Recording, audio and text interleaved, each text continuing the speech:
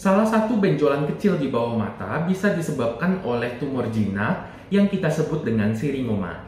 Nah, apakah siringoma ini berbahaya dan bagaimana cara menghilangkannya? Nah, mari simak episode kali ini.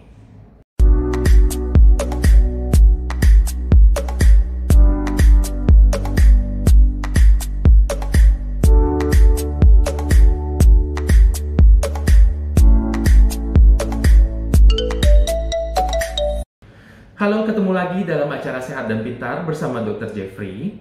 Pembahasan episode kali ini adalah mengenai benjolan-benjolan kecil pada wajah yang kita sebut dengan siringoma.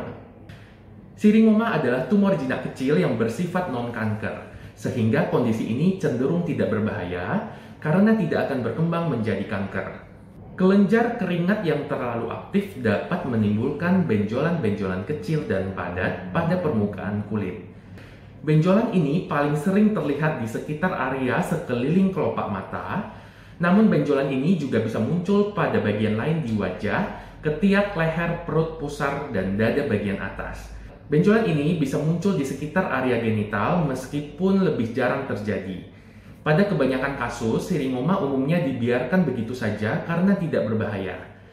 Jika benjolan akibat tumor jinak ini mengganggu penampilan, pengobatan seperti terapi laser CO2, dermabrasi, atau bedah listrik cukup efektif untuk menghilangkannya. Nah, walaupun pengobatannya relatif mudah, hal ini dapat menimbulkan jaringan parut dan benjolan kembali muncul di kemudian hari. Lalu, seberapa umumkah kondisi ini? Siringoma lebih umum terjadi pada wanita yang pertama kali muncul pada masa pubertas. Namun, tidak menutup kemungkinan kondisi ini juga dapat terjadi pada usia berapapun. Nah, siringoma ini pertumbuhannya terjadi secara tiba-tiba, lebih cenderung pada orang Asia atau berkulit gelap. Nah, berikut tanda dan gejala dari siringoma. Siringoma merupakan tumor jinak yang tumbuh dari saluran kelenjar keringat atau kelenjar ekrin. Nah, tumor ini umumnya terletak pada lapisan tengah hingga dalam kulit. Kondisi ini ditandai dengan beberapa benjolan kecil yang berwarna mirip dengan kulit dan berukuran 1-3 mm. Pada sebagian orang, benjolan ini bisa berwarna kuning, coklat, merah muda, dan kelabu. Ciri-ciri siringoma mirip dengan benjolan kecil pada kulit lainnya seperti milia atau jerawat. Lokasi yang paling umum adalah bagian sekitar area mata. Siringoma juga dapat terbentuk pada bagian tubuh yang lain seperti leher, ketiak, perut, dan area genital. Kebanyakan siringoma tidak bergejala dan tidak berkembang menjadi kanker. Beberapa orang mungkin mengalami rasa sakit dan gatal-gatal saat berkeringat. Jika Anda merasa cemas tentang gejala tersebut, segera konsultasi dengan dokter Anda. Nah, kapan sebaiknya harus diperiksa ke dokter? Nah, jika Anda memiliki tanda dan gejala siringoma atau memiliki kekhawatiran tertentu, lebih baik dikonsultasikan dengan dokter. Walaupun kondisi ini seringkali bukan merupakan kondisi yang serius, namun dokter dapat membantu menentukan solusi terbaik untuk kondisi Anda. Lalu apa saja yang menjadi penyebab dan faktor risiko dari siringoma? Siringoma berkembang ketika sel-sel saluran keringat pada lapisan terluar kulit bereaksi secara berlebihan. Hal ini memicu pertumbuhan tumor atau jaringan yang abnormal. Selain itu, beberapa kondisi tertentu dapat menyebabkan produksi keringat yang berlebihan yang bisa membuat Anda lebih beresiko mengalami siringoma. Adapun masalah kesehatan yang bisa meningkatkan risiko terjadinya siringoma, yaitu yang pertama, faktor genetik, yang kedua adalah sindrom Marfan, sindrom Down, sindrom Ehlers-Danlos, dan diabetes mellitus. Kemunculan tumor jinak ini juga umum terjadi pada masa pubertas, karena dipengaruhi oleh perubahan aktivitas hormon yang meningkat.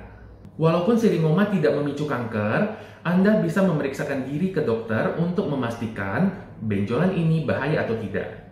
Dokter kulit atau dermatolog dapat mendiagnosis sebagian besar kasus siringoma hanya melalui pemeriksaan fisik. Biopsi atau pengambilan sampel jaringan mungkin dokter perlukan untuk membedakan siringoma dengan benjolan serupa lainnya, seperti santelasma, trichoepithelioma, trichodiscomas, fibrofolliculomas, milia, dan kanker kulit sel basal lainnya. Sekarang kita masuk ke pembahasan pengobatan siringoma. Siringoma bersifat jinak sehingga kebanyakan kasus tidak membutuhkan pengobatan. Namun Anda juga bisa menghilangkannya apabila benjolan tersebut mengganggu penampilan. Nah, tujuan pengobatan ini adalah mengurangi tampilan tumor atau menghilangkan sepenuhnya. Dokter dapat menyarankan penggunaan obat-obatan atau operasi untuk menanganinya. Yang pertama adalah obat-obatan. Pengobatan obat topikal seperti asam trikloroasetat atau TCA dan tretinoin dapat membuat siringoma mengerut dan hilang dari permukaan kulit dalam beberapa hari. Dokter juga akan meresepkan obat siringoma oral seperti isotretinoin atau asitretin. Nah, pengobatan ini dapat membantu memperbaiki kulit di sekitar siringoma, tetapi tidak seefektif operasi. Yang kedua adalah dermabrasi.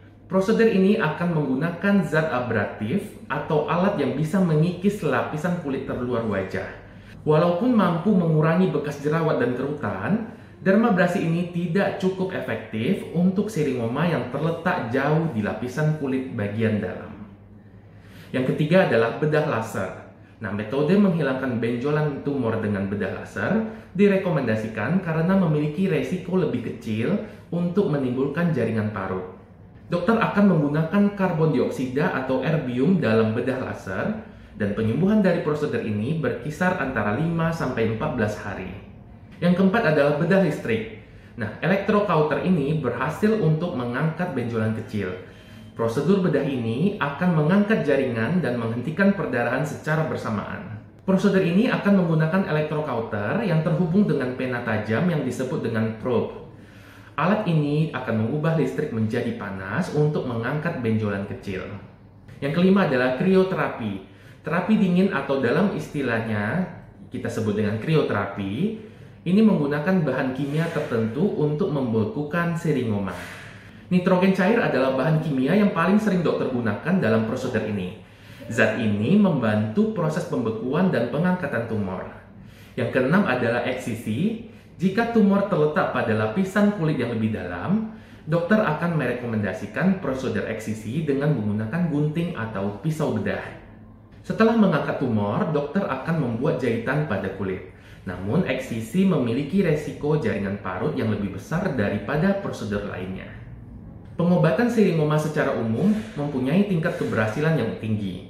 Namun, kondisi ini cenderung kambuh sehingga perawatan kulit jangka panjang mungkin akan diperlukan. Jika kambuh, Anda bisa melakukan lagi pengobatan yang sama termasuk operasi. Infeksi, jaringan parut, dan depigmentasi biasanya menjadi komplikasi setelah operasi, namun hal ini jarang terjadi. Anda biasanya membutuhkan waktu sekitar seminggu untuk pulih sepenuhnya. Dokter mungkin memberikan resep obat pereda nyeri untuk mengatasi ketidaknyamanan pasca operasi.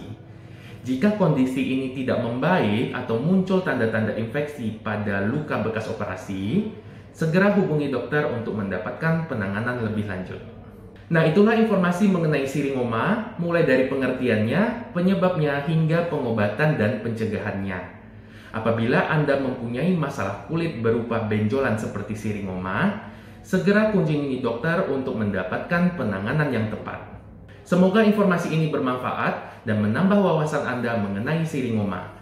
Terima kasih sudah menonton, jangan lupa like dan subscribe-nya, dan sampai jumpa di episode berikutnya.